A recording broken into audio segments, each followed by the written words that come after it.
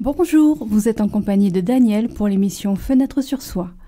Aujourd'hui, pour m'accompagner tout au long de cette émission, je reçois Myriam et Sylvie de l'association Autisme 46 afin de nous parler d'un sujet très peu connu et pourtant qui fait partie de notre quotidien, c'est le sujet de l'autisme. Bonjour mesdames. Bonjour. Alors, tout d'abord, j'ai une question. Qu'est-ce que l'autisme ?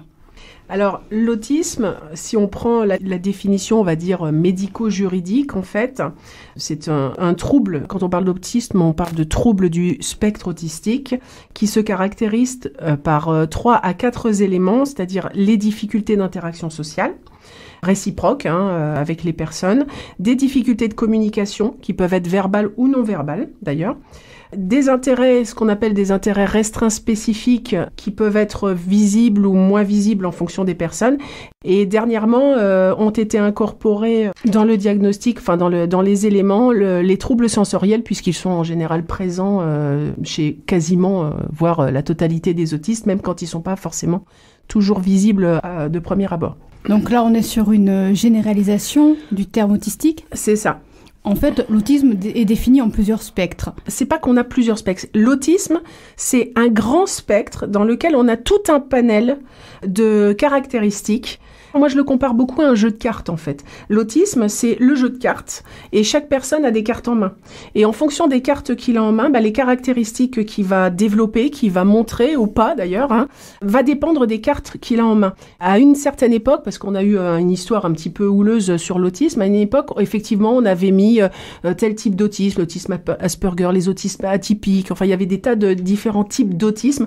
Aujourd'hui, cette signalisation-là, elle commence à disparaître pour les troubles du spectre autistique, et au sein de ces troubles du spectre autistique, en fonction, le hasard aussi de chaque personne, ce trouble va s'étendre sur un certain nombre de caractéristiques qui va déterminer si l'autiste est plus lourd ou moins lourd. C'est surtout les comorbidités qui vont faire que l'autiste va être dit, on n'aime pas trop ce terme, lourd ou moins lourd. Ce n'est pas une maladie, et encore moins une maladie mentale, puisque c'est un syndrome.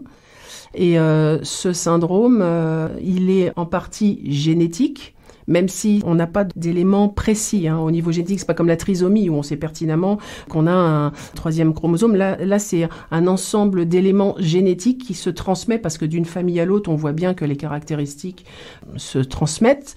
Mais on a également d'autres facteurs, et notamment des facteurs environnementaux. On soupçonne de plus en plus, et il y a des études qui sont de plus en plus faites sur les pollutions. Sylvie aussi, tu as des choses sur... Tout ce qui est pollution intérieure aussi, les peintures, tout ce qui va être les métaux, les pesticides. Et donc ce sont des facteurs environnementaux qui peuvent créer effectivement des troubles autistiques. Bien sûr, c'est pas scientifiquement, on va dire, prouvé à 100%, mais voilà. On a conscience qu'à partir du moment où on fait intervenir des facteurs extérieurs, le constat, la statistique reste toujours approximative. Tout à fait. J'ai une question d'ordre pragmatique. Vous me parliez tout à l'heure de génétique. Est-ce que l'observation du trouble autistique peut être constatée d'une base génétique intra-utérin ? Non, on sait qu'on a une part génétique, puisqu'on voit dans les familles des personnes qui ont des troubles similaires et qui se transmettent au fur et à mesure, et qui peuvent sauter des générations d'ailleurs, c'est pas forcément systématique. Bien entendu, plus on est affublé d'un trouble important, et plus on peut remarquer qu'il a tendance à se répercuter sur les générations qui suivent. Mais on n'a pas véritablement d'éléments, on va dire scientifiquement dit alléliques sur le trouble. On peut pas pour l'instant situer au niveau des gènes, au niveau des chromosomes, où ça se situe. On commence à avoir des études là-dessus, mais on n'a rien de précis. Ça avance, on va dire, au niveau génétique, au niveau des généticiens. Mais il n'y a pas d'études précises. Alors, officiellement, l'autisme est réellement reconnu comme handicap depuis 1996. Avant, comment ça se passait ? Il y a eu des premières études de Asperger et de... En fait, c'est vers 1940 qu'on a commencé à voir les premières symptomatiques dites autistiques, avec des diffusions notamment de psychiatres qu'on peut nommer, là, Léo Kanner et Hans Asperger, mais ils ne sont pas les seuls, qui avaient commencé justement à faire des études sur des enfants âgés de moins de 10-11 ans. où ils ont commencé effectivement à constater des retards de langage et des difficultés d'interaction sociale. Et à l'époque, déjà, on avait des traits similaires parentaux qu'on pouvait commencer à voir. Mais les premiers diagnostics, véritablement, vont démarrer plutôt vers les années 80, où là, on va avoir quelque chose de plus précis, mais on va avoir deux écoles qui s'affrontent, et qui s'affrontent d'ailleurs encore un peu aujourd'hui, on le voit. Il y a celle qui évoque donc les raisons plutôt génétiques. À l'époque, on parlait pas encore de problématiques environnementales, c'est venu plus tard. Et puis une autre école sur ce qu'on appelle la psychanalyse, avec des carences affectives. On sait aujourd'hui que c'est pas du tout cette base-là, et d'ailleurs la Haute Autorité de Santé, à partir de 2012, a réfuté ces raisons, sauf qu'elles continuent de perdurer, ces raisons, où c'est toujours de la faute des parents, ils éduquent mal leurs enfants, ils sont froids avec leurs enfants, enfin bon, on a beaucoup de choses comme ça. On a tout et son contraire d'ailleurs, Les mamans notamment sont trop ou pas assez, donc les enfants ça pose problème. Mais depuis 2012, la Haute Autorité de Santé a établi des codes de bonne pratique, en fait, avec les dernières recherches qui ont été faites, où on voit bien qu'il ne s'agit pas du tout d'un problème affectif, mais d'un problème neurodéveloppemental, et avec des bonnes pratiques, et notamment au niveau de l'éducation, de manière à pouvoir développer l'autonomie de la personne, parce que ce sont des personnes qui se développent si jamais elles sont bien prises en charge. Donc on en est là aujourd'hui quand même, mais c'est compliqué. On identifie aujourd'hui le syndrome de l'autisme chez l'enfant, mais également chez l'adulte. Est-ce que ce sont les mêmes symptômes déclarés ? Les mêmes symptômes, oui, mais à savoir qu'un adulte a compensé toute sa vie. C'est-à-dire qu'il va compenser au niveau social. Certains adultes autistes de haut niveau vont apprendre en société, en recopiant. Ils vont pallier à leurs troubles, alors qu'un enfant ne pallie pas encore. Donc on va plus facilement repérer un enfant autiste, alors qu'il y a beaucoup d'adultes à l'heure actuelle dits autistes Asperger, qui sont diagnostiqués à 20 ans, 40, 45 ans. C'était ma question, c'était jusqu'à quel âge finalement Il n'y a pas d'âge pour le diagnostic, le problème c'est que plus le handicap est lourd, plus il est facile à reconnaître enfant, forcément. Mais quand la personne est de haut niveau, qu'elle parle bien, il y a des gens qui s'imaginent qu'un autiste, ça ne parle pas. La personne, elle parle bien, elle est capable de converser, elle est capable de s'adapter avec des difficultés qui ne sont pas forcément visibles, avec beaucoup de fatigabilité, entre autres. Bon, c'est une personne particulière, mais on ne détecte pas que c'est un autiste. Et puis, passé un certain âge, quand même, là, aujourd'hui, avec les réseaux sociaux, avec Internet, avec la diffusion aussi de la communication, les gens se renseignent, et puis on a des adultes qui arrivent à 30, 40, voire 50 ans, voire plus, ils disent « Ah bah tiens, moi j'ai des particularités qui ressemblent à ça, et j'ai l'impression d'être autiste du coup quand je lis ça. » Ou alors on a des enfants qui sont autistes, qui sont reconnus, puis les parents commencent à se dire « Ah bah tiens, moi j'avais les mêmes caractéristiques, et je les ai toujours. » Donc c'est comme ça qu'on les découvre parfois. Et comment ça se passe en fait ? La personne va consulter un spécialiste ou le médecin généraliste ? Comment ça se passe ? Là c'est plus compliqué. Alors ils peuvent consulter un médecin généraliste, qui peuvent les envoyer vers une plateforme de diagnostic. Ils peuvent eux-mêmes interpeller le CRA, Centre de ressources autistiques. Donc ça, c'est important, que ça soit adulte, enfant, ado. Et de là démarrent des bilans à visée diagnostique. On va revenir à la base du symptôme. Adulte, enfant, il y a des symptômes clichés, des symptômes identifiables, où on va définir l'autisme comme, vous le disiez tout à l'heure, quelqu'un de taiseux, de silencieux, dans sa bulle. Là, on est vraiment sur du cliché, du Rayman. Quels pourraient être ces clichés de manière à pouvoir les déconstruire pour nos auditeurs ? En fait, les clichés en question, c'est pas forcément des clichés, ce sont des choses qui sont réelles, mais ce n'est pas parce qu'on a une personne qui est affublée de telle ou telle caractéristique qu'ils les ont tous. Donc effectivement, le cliché, c'est véritablement la personne qui peut pas parler, qui a des mouvements un petit peu stéréotypés avec le flapping, comme on disait, les balancements des mains, le balancement du corps, les enfants qui vont marcher sur la pointe des pieds. Tout ça, c'est des choses qui sont réelles et qui se voient sur certains autistes. Mais pour autant, tous les autistes ne sont pas sur ce type de caractéristiques-là. Après, on a des autistes qui parlent très bien. D'ailleurs, on a des autistes qui ont une mémoire fabuleuse, aussi bien de l'imagerie visuelle, des langues. Il y a des autistes qui peignent, il y a des autistes qui sont comme vous et moi, et on détecte pas grand-chose, si ce n'est que quand on va un petit peu plus loin, on se rend compte qu'ils ont des problèmes notamment sensoriels, ils ont du mal avec le bruit, avec la foule pour certains, mais pas tous. Il y en a d'autres, c'est l'inverse, c'est-à-dire qu'ils sont hyposensoriels. Ils vont pas détecter, par exemple, qu'ils se brûlent la main si jamais ils se mettent sur une flamme. Ou alors ils vont être hyper tactiles, alors qu'il y en a d'autres, ils vont absolument pas vouloir qu'on les touche. Il faut une très grosse bulle autour d'eux. Donc, en fait, un autiste, il y a autant d'autisme que d'autistes. Et en fonction des caractéristiques, on peut avoir toutes les caractéristiques qu'on trouve dans la population ordinaire et toutes les difficultés qu'on trouve dans la population ordinaire en fonction de la personne et un peu du jeu de hasard qu'il a hérité. Avec toute cette complexité, on va revenir un petit peu au rôle du parent face à un enfant autiste. Vous êtes toutes les deux mamans, en plus de faire partie de l'association CRI 46. Comment ça se passe ?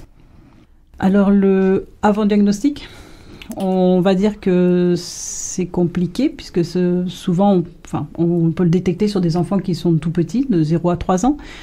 On peut passer pour des mamans qui ne savent pas éduquer l'enfant. Voilà, qui a du mal dans l'éducation, qui ne sait pas dire non, qui est excessif. Voilà, excessif, qui peut être aussi froide. Vient ensuite le diagnostic. Donc là, c'est compliqué aussi puisque la maman se remet aussi en question. Donc on peut dire qu'est-ce que j'ai fait, qu'est-ce que j'ai mangé en étant enceinte, c'est plein de petites questions que les mamans peuvent se poser. Est-ce que c'est mon éducation ? Et non, c'est un trouble neurodéveloppemental, ce n'est pas l'éducation. Donc la maman se rassure là-dessus, ce n'est pas elle du tout, elles peuvent devenir sévères si elles veulent, ça ne changera rien, on peut dire non, ça ne changera rien. Il y a besoin d'un accompagnement spécifique. Voilà, c'est des mamans ensuite qui, certaines ne peuvent pas travailler. On est bloqué chez nous, puisqu'on a des enfants qui peuvent être très peu scolarisés, à 1 heure par jour d'école. Certains enfants sortent du dispositif scolaire, puisqu'ils ne sont, pour la scolarité, pas adaptables. Et ensuite, c'est aussi financier. Ça peut être compliqué, puisque certaines mamans ne peuvent pas travailler. Ils sont obligés d'assumer leurs enfants chez eux. Il faut savoir que derrière, ça engendre des frais. On a des enfants qui ne sont pas propres, qui peuvent n'être pas propres jusqu'à l'âge de 14 ans. Donc on a des frais de couche, des frais de pictogrammes, ce sont des petites images pour expliquer aux enfants un peu les scénarios sociaux, les aider aussi. Il y a des frais, il existe des timers, il y a de petits matériels comme on dit. Donc tout ça, c'est aux frais un peu des parents. Et aussi le côté social, parce qu'on ne peut pas aller au restaurant, on ne part pas en vacances, on ne peut pas avoir un réseau d'amis énorme, puisqu'il y a toujours cet enfant au milieu. C'est pas un enfant qui n'est pas capable de s'adapter, c'est la gêne pour les autres. C'est se sentir gêné quand on va à un petit dîner, quelque chose que l'enfant va pas rester assis 1 heure, c'est pas possible. Donc il peut se lever, il peut pour certains flapper et pousser des petits cris, et pour d'autres être assis puis être carrément enfermés dans leur petit coin, mais c'est pas pour ça qu'ils nous entendent pas, qu'ils sont pas présents. Donc pour les mamans, c'est un parcours du combattant. À savoir que dans les familles, notamment les familles monoparentales, ce sont en très très très grande majorité les femmes qui ont la responsabilité des enfants autistes, puisque souvent c'est dommage à dire, mais les papas s'en vont, ils vont refaire leur vie ailleurs, c'est plus pratique. On en a quelques-uns qui sont des papas seuls avec leurs enfants, mais c'est pas la majorité. Et quand ce sont les couples, ça entraîne énormément de problèmes de couple, des problèmes familiaux, parce qu'il y a aussi l'acceptation du handicap, et là c'est pas forcément évident. On peut avoir le rejet des familles, parfois, le rejet d'un des deux parents aussi. Il y en a un qui accepte, l'autre qui n'accepte pas. On a des divorces qui sont malheureusement un peu plus élevés que la norme. On peut avoir des dépressions importantes, aussi bien chez les familles et les parents, mais aussi chez la personne touchée par l'autiste. Et ça peut aller jusqu'au suicide. Donc ça, c'est des choses un peu tabous, dont on parle peu, mais qui sont malheureusement parfois certains quotidiens de parents aussi, où ils en ont marre, ils sont fatigués, et ils ne sont pas aidés derrière. Et en plus, souvent, ils sont pointés du doigt parce qu'ils sont fautifs, Il y a toujours un moment où on est fautif de quelque chose. Donc c'est vraiment très compliqué là aussi. D'où l'importance du rôle d'une association telle que CRI 46, qui va permettre de réunifier, de fédérer peut-être aussi les parents, de leur apporter des informations, peut-être des formations également. De les rassurer aussi par rapport au handicap, Parce que la première chose, quand on apprend le handicap de son enfant, quand on apprend que son enfant est autiste, déjà il faut le temps d'assimiler. Il faut le temps de digérer la chose et de comprendre ce que c'est que l'autisme. Parce que l'autisme, pour un parent qui ne connaît pas, c'est Rainman. Donc c'est oulala, je vais avoir des tas de problèmes. Alors c'est vrai que ça va être compliqué à gérer, mais c'est tout un monde qui s'effondre. Il faut reconstruire une vie autour de l'autisme, on est obligé. Et là, les associations aident d'une part à dédramatiser un petit peu les choses et leur expliquer qu'il y a quand même des choses qui peuvent être faites, qu'un autiste, c'est pas un enfant perdu, comme on peut l'entendre aussi encore chez certains médecins et qu'on l'a entendu par le passé où on vous disait votre enfant, c'est bon, il est foutu, vous pouvez en faire un autre et puis oublier celui-là. Malheureusement, je dis pas que ça se voit encore aujourd'hui, mais je pense qu'indirectement, on a un peu ça aussi qui est toujours plus ou moins présent chez certains professionnels. Et puis après, essayer par notre intermédiaire de placer les parents dans leurs droits parce qu'ils connaissent pas leurs droits. Même nous, en tant que personnes associatives, il y a des moments, il y a des choses, on est obligé de s'informer parce qu'on les connaît pas, nos droits. Et donc, justement, l'association à ce sujet, on a la chance, nous, au niveau du Lot, de siéger au niveau de la CDA de la MDPH. Donc, c'est la commission de l'autonomie au niveau de la maison des personnes handicapées. Quand vous faites des demandes d'aide, que ce soit financière, humaine, professionnels pour pouvoir suivre les enfants et adultes touchés, les personnes handicapées tout autant qu'elles soient. On a une commission qui valide justement les propositions qui sont faites et nous faisons partie de cette commission et nous aidons justement les familles à des fois entrer dans leurs droits. C'est compliqué parce que l'autisme étant un handicap un peu invisible par moment, au niveau des MDPH comme au niveau des professionnels, comme il y a peu de formation et peu de connaissances, on a des fois des propositions qui ne sont pas adéquates avec le handicap de la personne et c'est là qu'on peut intervenir. J'ai vu sur le site notamment que vous mettez en lien des formations pour les professionnels et peut-être aussi pour les familles. Ces formations, comment ça se passe ? Quand l'association a la possibilité de mettre des formations à disponibilité des parents et aussi des professionnels, on a des thèmes donc différents. Ça peut être sur la sensorialité, la sexualité, l'autisme de base, puisqu'il y a des parents qui ont besoin aussi, quand on a un diagnostic d'un petit enfant de 3 ans, 4 ans ou 5 ans, un premier diagnostic, comment on fait ? Comment on va faire avec notre enfant ? Comment on va communiquer avec notre enfant ? Donc, c'est des formations qui sont disponibles pour les parents. Et on invite les parents à venir se former. C'est très important. C'est bien pour eux et que... Voilà, et peut-être même accessible à des non-parents d'enfants autistes, mais peut-être pour des futurs accompagnants, peut-être des futures tutelles aussi. On peut recevoir les AESH, on peut recevoir même des professionnels de santé. Ou des thérapeutes peut-être. Oui, aussi, oui. Alors, mais on se rend compte quand même qu'ils ne viennent pas beaucoup, les professionnels. C'est là où ça nous chagrine un peu, parce qu'on se rend compte qu'ils ne se sentent pas forcément très impliqués. Qu'est-ce qui fait, selon vous, qu'il n'y ait pas cette implication ? Alors, il y a d'une part le manque de temps, et puis je pense qu'il y a un manque véritablement de prise de conscience de l'importance que ça aurait pour même leur faciliter à eux, les AESH, les instituts par exemple, les gens qui travaillent au niveau du handicap auraient tout intérêt à être formés dessus, ça les aiderait quand même considérablement dans le suivi des personnes, sauf que il y a déjà un problème de temps, parce que nous les instituts par contre, ou les AESH nous disent mais les formations ça dure par exemple 2 jours, on peut pas se libérer 2 jours quoi. Peut-être un appel au rectorat et à l'académie. Oui, c'est compliqué, on leur a dit, on peut peut-être passer. Et après il y a le CRA aussi qui fait des formations tous les ans pour les familles cette fois, pour justement leur expliquer, comme disait Sylvie, les bases qui leur permettent déjà de démarrer avec des connaissances de base, que ce soit juridique, que ce soit au niveau du handicap lui-même, les différentes particularités, que ce soit au niveau administratif. Et là, par contre, c'est très intéressant pour les familles de le faire parce que ça leur permet d'avoir déjà des contacts et d'avoir un minimum de connaissances. Parce que quand on vient d'avoir un diagnostic, on est vraiment perdu, on ne sait pas où aller, quoi faire, qu'est-ce qui va aider son enfant. Même le diagnostic, c'est compliqué. Le parcours pour le diagnostic, c'est compliqué. Donc, ça peut être intéressant d'avoir ces formations-là. Et puis, il y a toute la dimension émotionnelle pour le parent qui vient d'avoir l'information et de voir aussi de quelle manière il ou elle ou on vont pouvoir traverser cette information et ce douloureux passage du avant et du après.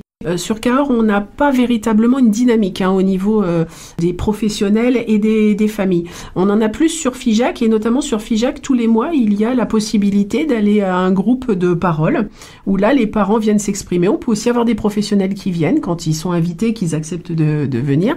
où ils discutent justement de thèmes. Et là, on peut soulever des problématiques qui sont plus émotionnelles, plus de l'ordre de la famille, de ce qu'on vit au quotidien. Et là, ça peut être intéressant aussi pour les familles de venir à ces groupes.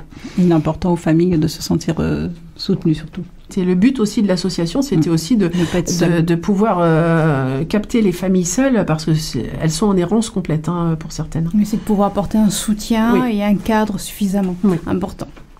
On va aller un petit peu vers l'objectif de l'inclusion sociale, car dans cette démarche de cet accompagnement de l'autisme, il y a cette base d'inclusion scolaire déjà, puis après l'évolution, l'inclusion à l'adolescence et enfin l'inclusion socio-professionnelle arrivée à l'âge adulte. Comment ça se passe dans ces différentes étapes? Sylvie peut commencer par le scolaire parce qu'elle connaît très bien. Donc au niveau inclusion scolaire, donc il y a plusieurs dispositifs qui existent. Donc voilà, je ne vais pas non plus trop détailler. Donc on a un UEMA, donc unité d'enseignement maternel pour enfants autistes, qui accompagne des jeunes enfants autistes âgés de 3 à 6 ans.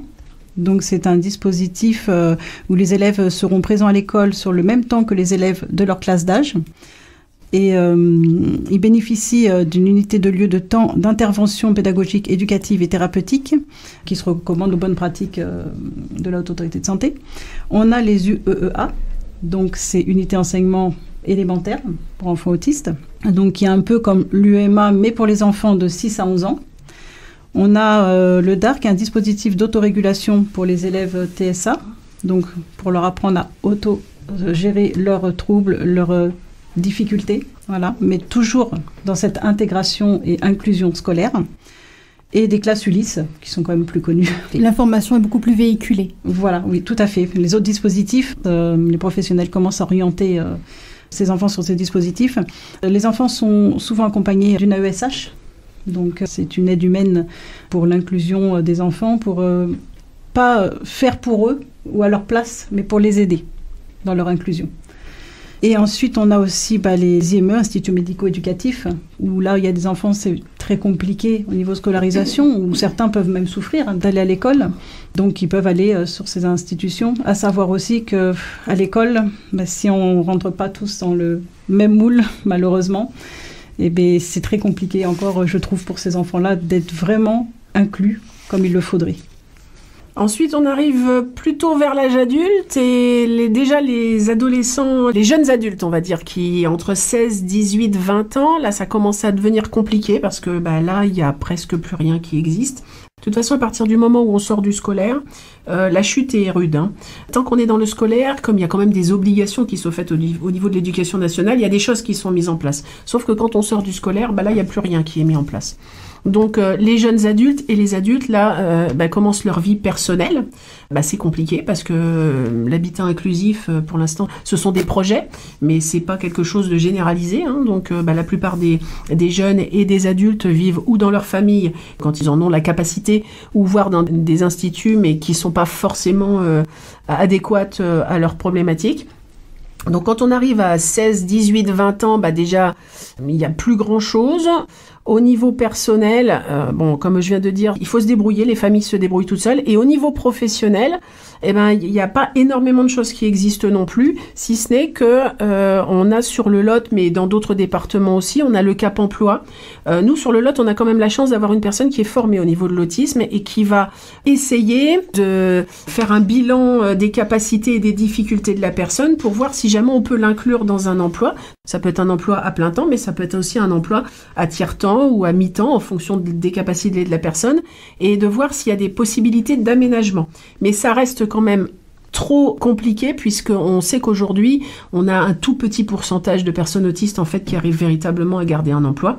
Parce qu'on arrive souvent à les mettre dans des entreprises et puis au bout d'un certain temps, ça pose problème, c'est compliqué et puis ça clash quoi. Et donc les personnes, il y a beaucoup d'autistes qui passent de petits emplois en petits emplois et puis qui au bout d'un moment, voire même n'ont pas d'emploi du tout parce qu'ils n'ont pas cette possibilité d'être intégrés au sein d'un milieu professionnel. Et puis les professionnels aussi, de leur côté, c'est compliqué de mettre en place des aménagements. Ça peut être coûteux, c'est pas forcément rentable. Ils n'ont pas forcément conscience de ce que peut apporter la personne personnes autistes au sein de l'entreprise, hein, alors qu'on sait on prend Andros, par exemple, pour prendre cette entreprise-là, ils ont engagé des autistes qui sont en plus des autistes dits lourds, hein, c'est-à-dire des personnes qui parlent pas forcément, qui ont un handicap assez important et qui trient. Ils nous avaient donné l'exemple du tri de la vanille. C'est à la goutte, hein, ça coûte très cher la vanille. C'est minutieux. Oui, c'est très minutieux, et les autistes, justement, comme ils sont pour la plupart très carrés, très minutieux, très étroits quand ils font des choses, ils leur ont fait gagner de l'argent, parce qu'en fait, s'il fallait mettre 10 gouttes, c'était pas 9, mais c'était pas 11 non plus. Alors qu'une personne ordinaire, si on a 11 ou 12, hein, c'est pas grave, ça rentre dans le truc. Donc du coup, il y a des choses qui peuvent être utilisées et qui pourraient être très pratiques pour la société dans les capacités des autistes, mais c'est pas du tout exploité. Et donc du coup, on se retrouve avec des personnes qui sont souvent sans emploi ou avec un emploi partiel, pas toujours très long ou pas pérenne, qui vivent dans leur famille parce que l'habitat inclusif, ça demande des finances.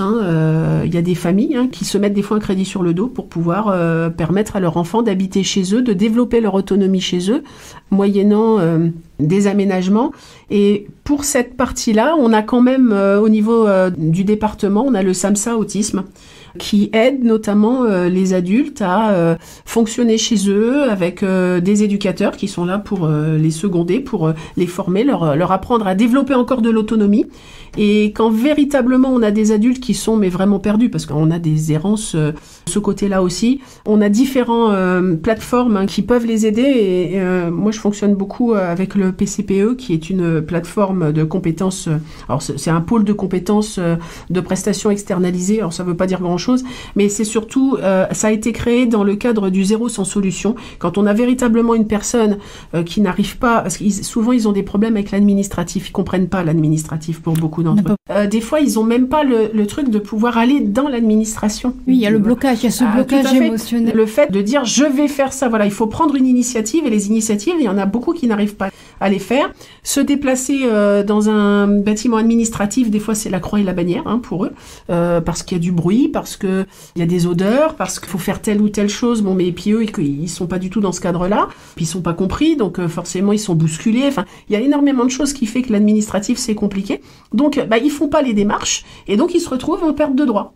Alors qu'ils pourraient avoir la possibilité d'avoir une AAH, d'avoir peut-être même une PCH ou une aide prestation de compensation qui leur permettent justement d'être aidés dans la vie courante, et ça c'est compliqué pour eux. Donc du coup, cette plateforme les aide justement à aller chercher les leviers d'aide, et nous à l'association aussi, on aide à aller chercher les leviers d'aide. On fait pas les choses pour eux, mais on peut quand même les aider au niveau de la MDPH, notamment à remplir les dossiers, mais aussi à aller chercher les leviers qui leur permettent de les accompagner. Ouais. Une fois l'activité professionnelle effectuée, on va sur la phase vieillissante. Comment ça se passe ? Là, ça se passe pas, je pense. Ils sont oubliés, je pense, du système. Vous savez, il y a une époque où un autiste, c'était un enfant. Un adulte autiste, ça n'existait pas. Alors aujourd'hui, on sait que les adultes autistes existent parce que la communication, les médias font qu'on apprend les choses. Mais aujourd'hui encore, un autiste vieillissant, ça n'existe pas. On n'en parle pas. Il n'y en a pas en maison de retraite. Non, parce que c'est pas le lieu où il faut les mettre. C'est-à-dire qu'il faudrait des maisons de retraite spécialisées à leurs problématiques. On ne va pas dire qu'il n'y en a pas en maison de retraite. Parce qu'il faut penser aux adultes vieillissants qui n'ont pas été diagnostiqués. Oui. Et qui se retrouvent dans des instituts pour des troubles plutôt psychiatriques. Mais ce n'est pas leur place. C'est pas là qu'ils devaient être. Donc ce sont aussi des gens vieillissants, des personnes qui sont en souffrance, mais qui n'ont pas été diagnostiquées. Ça, c'est important aussi de le dire. À l'heure actuelle, ils commencent aussi à diagnostiquer des personnes âgées dans des instituts, parce qu'ils se rendent compte que cette personne-là, non, n'a pas un trouble psychiatrique, mais a plutôt un trouble cognitif. Mais à l'heure actuelle, c'est compliqué parce que il n'existe pas d'institut pour les personnes vieillissantes. Est-ce que dans un autre territoire que la France, il y aurait peut-être pas des solutions, mais au moins des démarches effectuées qui aient pris plus d'ampleur au niveau des accompagnements, tout âge confondu ou pas ? Oui. Nous, en France, on est un peu en retard sur l'accompagnement, ne serait-ce des enfants, sur l'acceptation et l'inclusion scolaire des enfants. Donc on a le Canada, l'Australie, on a des pays qui sont en avance sur nous, où les enfants, de les voir à l'école, c'est tout à fait normal qu'ils soient intégrés. L'Espagne, comme on disait, nos voisins en Espagne, l'Italie. Israël aussi, plus de... Donc oui, on a nos voisins qui incluent et qui acceptent plus facilement les enfants et les adultes aussi qui travaillent autistes. D'accord. On va essayer de recibler un petit peu la place qu'on leur accorde aujourd'hui dans la société. Est-ce qu'ils sont encore malheureusement en marge dû à certains protocoles administratifs et multiples? À l'heure actuelle, je dirais qu'ils n'ont pas encore leur place, puisque si on va, comme on disait, même dans l'emploi, si vous arrivez que voilà, vous dites je suis autiste, je cherche un emploi, ça fait encore peur au patron. D'arriver aussi avec un enfant, de l'inscrire au sport, c'est quelque chose, voilà, beaucoup d'enfants autistes peuvent faire du sport. Mais si vous dites le mot autiste, ce mot fait encore peur. Ce mot n'est pas encore vraiment inclus, moi je dis, dans notre société, que ce soit niveau scolaire, même si on avance bien sûr, niveau emploi, niveau sport, des parents aussi pour les crèches, parce que ça aussi, il faut penser aux tout petits, où les parents veulent continuer à travailler mais ne peuvent pas. Les inclure dans notre société, ils ne sont pas inclus complètement. Et puis la vie sociale n'est pas faite pour le handicap en général, il n'y a pas que les autistes d'ailleurs, hein. Vous allez en supermarché, dans certains supermarchés ou magasins, vous allez avoir une musique forte et ça va être terriblement compliqué pour une personne qui a une hypersensorialité au niveau de l'audition de rester dans ce magasin pour faire les courses, de se concentrer.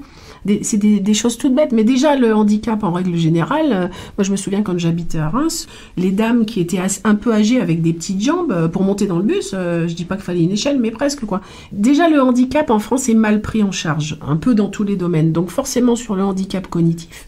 Étant donné que c'est mal compris, quelqu'un qui n'a pas de jambes, quelqu'un qui est aveugle, on le voit, on peut anticiper le fait que quand il va traverser la route, effectivement, peut-être qu'il aura besoin d'un coup de main. Mais un autiste, ça se voit pas, c'est pas marqué sur son front. Et il y a tellement de comportements, parfois même agressifs, de la part de personnes dites ordinaires, pour peu que ça existe, une personne ordinaire, et on va pas forcément faire la différence avec une personne qui est en difficulté et une personne qui va être un peu extravertie et qui, elle, va pouvoir se débrouiller. Donc, non, la société est vraiment très mal faite pour ça. Et au niveau des politiques il n'y a rien qui est développé, alors qu'on pourrait développer énormément d'accompagnement, et ça créerait des emplois en plus, énormément d'accompagnement, ne serait-ce que sur la vie quotidienne, pour développer de l'autonomie chez soi. C'est quand même un droit de développer l'autonomie chez soi. Vous avez quasiment pas, ou peu d'autistes qui vivent chez eux de façon autonome ou semi-autonome, avec une aide bien sûr aménagée, alors que c'est un droit. Voyez, donc ne serait-ce que le quotidien déjà c'est compliqué pour eux. Donc dès qu'on touche effectivement le sport, l'école, les professions, ça reste sporadique. On a des cas où on peut dire ça marche bien, mais ça reste encore trop sporadique. On arrive déjà au terme de cette émission, le sujet étant tellement vaste que l'on pourrait y passer beaucoup plus de temps. Pour conclure, qu'est-ce qu'on pourrait apporter aux auditeurs comme information autour de l'association, déjà où la trouver, et peut-être les complémentaires de formation ou autres? Donc on a un site, donc Autisme CRI 46, et l'association se situe à Martel. On a ensuite des antennes Cahors-Figeac. Ce qu'on pourrait dire, c'est ne jamais considérer un enfant autiste perdu quand on arrive au diagnostic. Qu'un autiste sans déficience intellectuelle a toujours la possibilité de développer son autonomie, puis de les accepter dans notre société. Je crois que c'est surtout ce grand pas d'accepter et de ne pas stigmatiser l'autisme, de ne pas se dire il va se taper dans les murs, il hurle, enfin voilà, il faut arrêter cette stigmatisation, de se former. Surtout, ça va être important, c'est que les professionnels acceptent de se former, puisque ce sont eux qui sont en première ligne avec nos enfants tout petits. Enfin, nous, en tant que parents, quand on arrive, qu'on va voir un pédiatre, et qu'on le fait suivre dès la naissance, on met tout entre leurs mains, puisqu'on y croit fort, on se dit, regardez, j'ai des difficultés, cet enfant, je comprends pas, il hurle pour manger, je le change dans la table à langer, il hurle. Et puis quand on nous regarde, madame, c'est vous ? Alors là, pouf, voilà, on a besoin de professionnels, les écoles, de formation. Et moi, je pousse vraiment tout le monde à se former. Et c'est grâce à cette formation que l'autisme va pouvoir être plus inclus dans nos sociétés. Peut-être mettre entre parenthèses que les formations proposées par l'association sont gratuites. Tout à fait. Alors c'est pour ça qu'on n'en a pas beaucoup, parce que beaucoup de formations sont payantes et donc pas très accessibles. Quand l'association arrive à avoir des formations, on essaye de faire... Alors je pense que l'association finance une partie, mais on essaye de faire en sorte que oui, ce soit accessible de façon gratuite aux familles de manière... Alors des fois aux professionnels, on demande une participation, mais pour les familles, on essaye de faire en sorte que... c'est la base, quoi, parce que si jamais ils sont obligés de payer leur formation, c'est pas possible. Après, il faut savoir que sur Cahors, on a le GEM Autisme. On a un GEM, c'est un groupe d'entraide mutuelle qui vient de se créer. Il est tout nouveau pour le département depuis décembre 2021. Il est en train de se mettre en place. C'est plutôt pour des jeunes adultes et des adultes, mais si jamais on a des personnes qui sentent qu'ils sont dans un cadre de difficultés cognitives, il ne faut pas qu'ils hésitent à passer aussi par ce GEM, parce que ça peut aussi les aider socialement à pas rester seuls et à se raccrocher à quelque chose, surtout quand ils n'ont rien. Et après, effectivement, l'association, on est là aussi pour essayer de ne pas les laisser seuls et d'essayer de reconstruire un petit début de vie, parce que certains ont complètement tout laissé tomber. Donc, ils sont... démunis financièrement, physiquement, socialement, enfin bon, ça peut être terrible, donc on espère que... Si quelqu'un est intéressé, je vous en parle, le GEM Autiste, on nous écoute, je peux donner l'adresse mail qui est gemtsa.46@gmail.com et ne pas hésiter à aller vers le GEM Autiste. Voilà. Et on va aussi rappeler l'adresse mail de l'association qui est autisme-cri46, mais également l'adresse contact@autisme-cri46.fr pour ceux qui seraient intéressés, peut-être pour rentrer en contact, soit avec vous, soit avec d'autres personnes, pour pouvoir aussi avoir des informations complémentaires à tout ce qui vient d'être dit ici et maintenant. À savoir que sur le site, il y a également les numéros de téléphone en fonction, comme il y a 3 pôles, Figeac, Cahors et Martel, et bien ça vous permet, en fonction de votre lieu au niveau de Cahors, d'aller sur le pôle qui est le plus proche de chez vous, et il ne faut pas hésiter à téléphoner directement si vous avez les adresses sur le site. Eh bien voilà, nous arrivons concrètement à la fin de cette émission. Je tiens véritablement à vous remercier de votre présence et de votre entièreté devant le micro pour pouvoir parler d'un sujet aussi important et de l'avoir à ce point vulgarisé, démocratisé, dédramatisé. Peut-être un mot pour la fin ? Il y a tellement de choses à dire que... Accepter l'autisme dans notre société.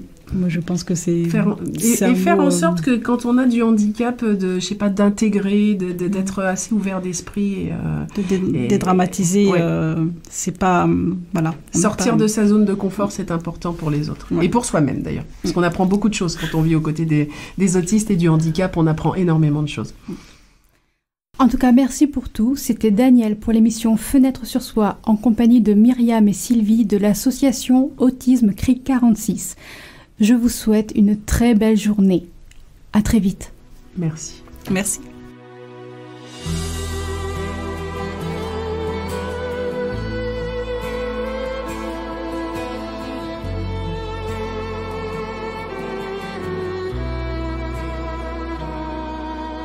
L'autiste est né bien différent des autres enfants de son école. Bien qu'il ne parle pas très souvent, ses 2 yeux brillent comme des étoiles. Il est distant avec les gens, il préfère déchiffrer les choses. On dirait qu'il compare ce monde aux épines d'une rose. Son cerveau est mystérieux, comme le vent, comme le ciel, à la fois abstrait et beau, comme un tableau de Riopelle. Et malgré tous ces silences, on le découvre à chaque réveil, comme on découvre un chef-d'œuvre, teinté de poussière, de soleil.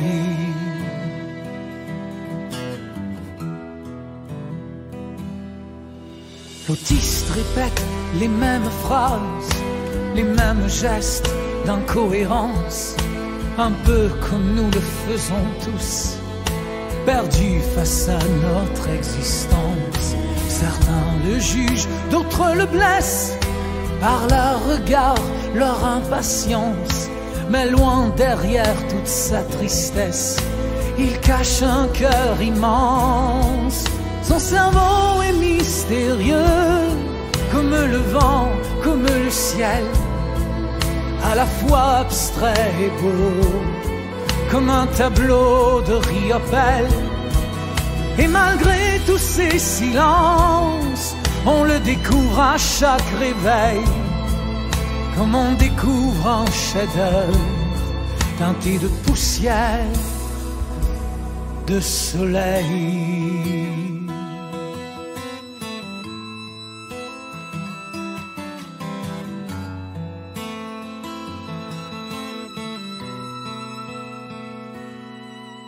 L'autiste est né bien différent des autres enfants de son école. Bien qu'il ne parle pas très souvent, ses deux yeux brillent comme des étoiles. Il est distant avec les gens, il préfère déchiffrer les choses. On dirait qu'il compare ce monde aux épines d'une rose. Son cerveau est mystérieux, comme le vent, comme le ciel, à la fois abstrait et beau, comme un tableau de Riopelle. Et malgré tous ces silences, on le découvre à chaque réveil, comme on découvre un chef-d'œuvre teinté de poussière, de soleil.